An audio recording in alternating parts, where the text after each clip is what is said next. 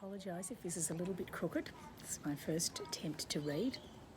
The story I'm going to read is in this, but it's actually written to be part of a collection that I've been writing for a long time. It seems uniquely appropriate to what we're dealing with right now.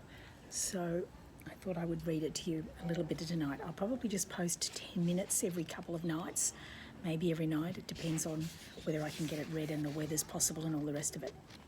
We're in my little lockdown place. I'll just turn this for a second and show you. Over there is a swimming pool I just swam in. That's my hair is wet because of that reason. It's a very nice spot to be stuck in, I have to say. It's my little garden apartment there. It's actually a room beyond a laundry. But it's a good place to be if you might be germy. Okay, so this is Fearsome Magics. It's edited by Jonathan Strawn. And the story I wrote is quite a long one. It's called Grigori's Solution. And what I was trying to figure out when I wrote this story is what would happen if the world ended and there was nobody to blame? No one was actually to blame. What if it was just chance? What would you do with the time you had left? And I spent some time thinking about this. I'm going to talk a little bit more about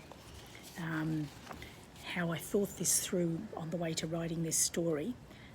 As I go through this these readings. So each time I read, I'll preface it with a little bit more conversation about what I'm doing. Grigori's Solution. It might as well have been magic for all that people could understand of how it worked. Mathematics at an exalted level is a kind of magic. If the fateful sum had been set down in all its inexorable and deadly perfection in the Middle Ages, it would doubtless have been regarded as a spell, and like as not the young savant who penned it would have been burnt at the stake. And is it not a spell, in the sense that magic spells were traditionally, are still I suppose, for those who believe in such things against all modern rationality, words of power? That is, words, or in this case, numbers, which, when said, effect physical change. To the Middle Ages, magic was not a game to engage and enliven the imaginations of little children, nor a literary device for writers too lazy to grasp the nettle of reality. It was regarded as a darkly potent force that might be tapped, though never without consequence. This is not the Middle Ages, and yet in the sense that the labelling of a thing as magic is a primitive means of surmounting fear. It may be reasonable that some folk prefer to call that dreadful sum that has been writ magic, since it will effect the greatest change of all. It will unmake existence. Despite everything, it gives me a little shiver to write those words down in my notebook. How heavy and cold they seem, how inexorable, and how strange, too, to discover at the tail end of a life full of earnestly penned words the unimaginable extent of the power that can be contained in markings I had hitherto seen only as the bearers and vessels of meaning. I am like a child discovering the building rods he has played with for so long are sticks of dynamite. That I heard of the sum as early as I did was by sheerest chance. I had just settled into my room here at the Olympus, dispersing my few items of clothing from suitcase to wardrobe, when I was inescapably reminded of all the times I had waited by the telephone in anonymous hotels abroad for a call from an interview subject or contact.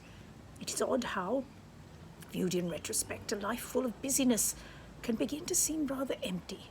Perhaps this is why I had a sudden sentimental impulse to hear English, and as the phone I had purchased had an application that allowed me to tune in to radio stations anywhere in the world, I searched until I happened on an English voice. It was the host of a late-night science program coming out of Boston, and it did not take me long to discern that its main aim was not to present science, but to turn science into that spurious thing, entertainment. The invited guests were the sort that spoke sensationally and none too clearly of the more speculative ends of science, and the sloppiness of intellect displayed by the host was acutely irritating. I was on the verge of shutting the application when a new guest, a young Scottish mathematician began to speak with refreshing doggedness about something the host called the doomsday formula, but which the young man urgently insisted was the resolution of a mathematical problem he called Grigori's solution. He was clearly upset about some aspect of the solution, but he lacked the slick patter and practiced urbanity of the other guests, and his conversation was very technical. Nor was he entirely clear about the sum that was the centre of this disquisition, for, as he frankly admitted, the math involved went far beyond his considerable ability. The host soon lost interest when he could not persuade his guest to agree that the completed sum could be applied to the creation of some sort of weapon of mass destruction. Indeed, all the young man would say was that the sum itself was the thing to be feared, before again launching into labyrinthine mathematical explanations. The host managed to silence him by the simple expedient of cutting him off mid-sentence with a song, having no notion that the end of the world had just been announced on his trite show. I had no idea of the magnitude of what I was hearing either, but I had heard enough to want to know more. It may be, indeed, that I was the only person listening with the right combination of an understanding of pure math and a love of philosophy to have been capable of getting some inkling of what the sum might be. It took a little time and effort to get the telephone number of the station, and by the time I called, the receptionist informed me the mathematician had left. Indeed, he had left before the program ended, she added disapprovingly. So I think some bug's crawling on me. Sorry. I searched until sorry. Now I've lost my spot. It took a little time and effort to get the telephone number of the station, and by the time I left, the receptionist informed me the mathematician had left. Indeed, he had left before the program ended, she added disapprovingly. I managed to extract his name and the information that he had an American wife, lived in Charlottesville, and had left in a cab. I eventually tracked down his home number, but by then it was the middle of the night in the States. I called at what seemed to me a reasonable hour the following day, only to be told by his wife that he had flown to Australia directly after the program. He had been scheduled to fly there the following week to deliver a paper at a conference in the University of Queensland, but he had altered his flight to leave earlier. Garrulous by nature, she did not have to be coaxed to tell me that her husband had been in Boston to deliver a series of lectures when the opportunity had arisen to appear on the science program. He was not normally interested in that sort of thing, but he had learned something in Boston that had got him tremendously excited and upset, and he had told her that he felt the need to let people know about it as swiftly as possible. She had no more notion than the science show host what had got him into such a state, but she said it was connected to a problem that had been solved by a young mathematician in Estonia. She had no idea how her husband had learned of the Estonian mathematician, or why his solution of a sum should have prompted her husband to speak on the radio, then fly to Australia early so that he could consult with colleagues in Adelaide, or was it Melbourne? She thought it was Adelaide, but she had no way to reach him because the poor darling had left his mobile behind in Boston. The radio program had called her about it after his hasty departure. An email address I suggested, rather hopelessly. Well, she gave it to me, but said her husband was unlikely to check his emails until he reached his hotel in Brisbane. Before I rang off, I got the address and phone number of the hotel and the date of his arrival. I have thought of that friendly, foolish woman more than once in these last few days, for like much of the world, her easy scorn of mathematics must have seemed cruelly short-sighted in the face of the fact that humanity will face its demise at the hands of a sum. Or perhaps she and all those despisers of math merely feel vindicated in their loathing.